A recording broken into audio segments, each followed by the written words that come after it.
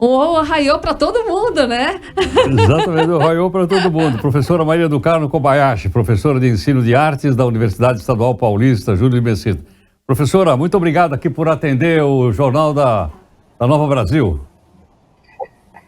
Eu que agradeço e tenho imenso prazer em conhecê-lo. Sou sua fã, um historiador reconhecidíssimo, e nessa manhã de sexta-feira, ter a alegria de poder estar com você no ar, Heródoto.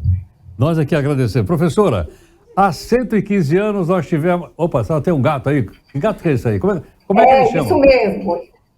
Esse daqui é o Caracu. Caracu.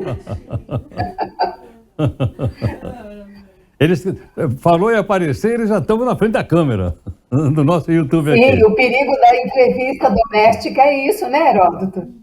Exato. Professora, são 115 anos de uma integração extremamente importante, né? Dos japoneses que vieram para cá, desembarcaram em Santos no navio Kasato Maru,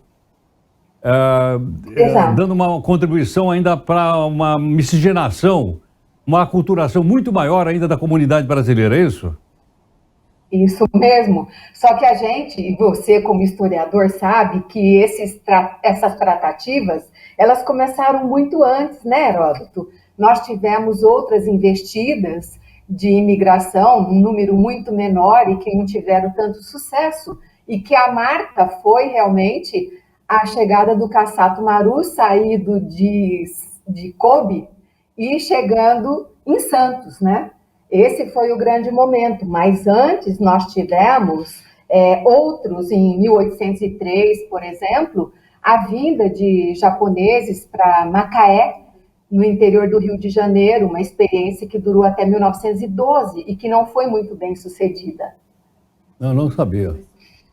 Professora, pois não. O pessoal que chegou aqui no Kasato Maru veio para trabalhar no café também? Veio para trabalhar na lavoura?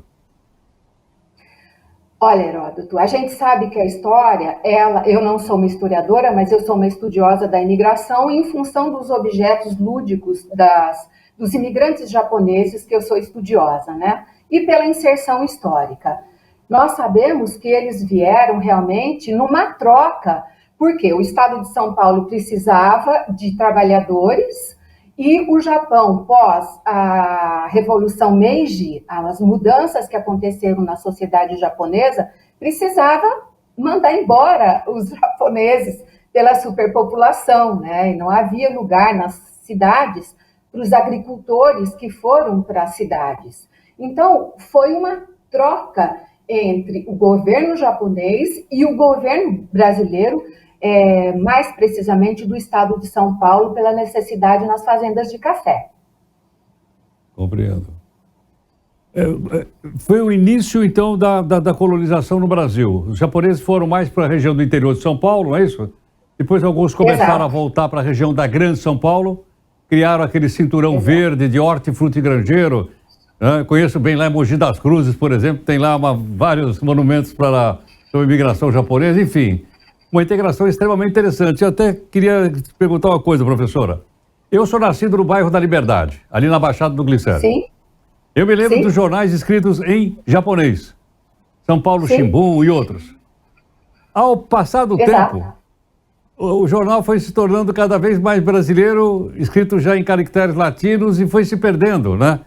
O hiragana, o katakana, os kanjis japoneses. Isso fez parte dessa aculturação?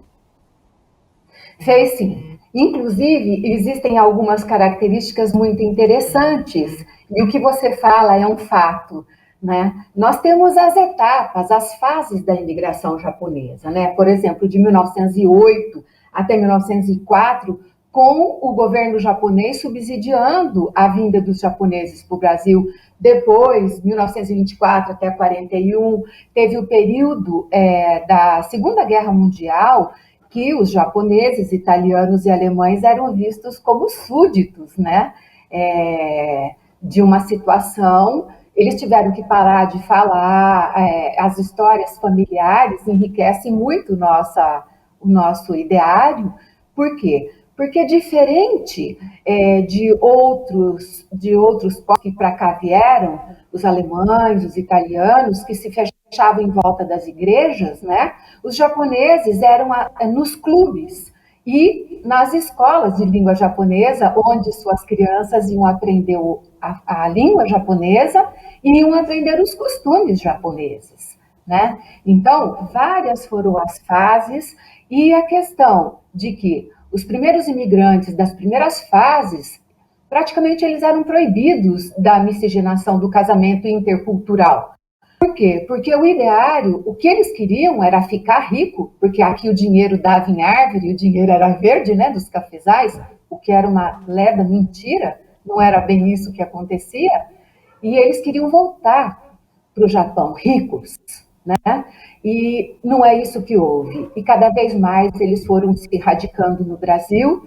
Acredito também que o amor à terra e os laços que se fizeram, a questão da miscigenação por conta dos casamentos interculturais, isso vai mudando, né? É o meu caso mesmo, eu sou descendente de brasileiros, desde muitas gerações, e sou casada com um japonês, muito japonês, nascido no Brasil, mas que foi aprender a falar português com 7 anos, por viver numa colônia, das experiências de compra de terras na cidade de Bastos, né? Então, isso aconteceu com muitas famílias, Heródoto. Professora, queria agradecer sua gentileza participando aqui conosco. Queria lembrar também que no Kassato Maru veio o primeiro monge budista, que abriu um templo, acho que ou foi em Bastos ou foi em Marília, não estou bem lembrado. Né? Exato. Trouxe também o budismo para o Brasil, depois outros trouxeram também. Enfim, a gente conhecer um pouco, trouxeram mais riqueza para a rica cultura brasileira. Muito obrigado. Arigatou. Eu é que agradeço. Muito obrigada. Muito obrigado, professor, então, participando aqui conosco.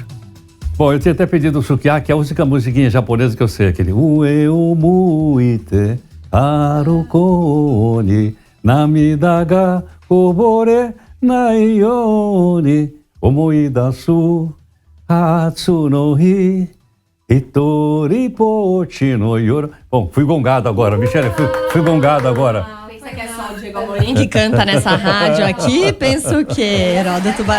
Heródoto Barbeiro soltando a voz, galera. Sextou, né? Sextou. Aí eu acho. E deu uma paz ouvindo você cantar, Heródoto. Podia cantar mais vezes. Pelo amor de Deus, derrubar a audiência.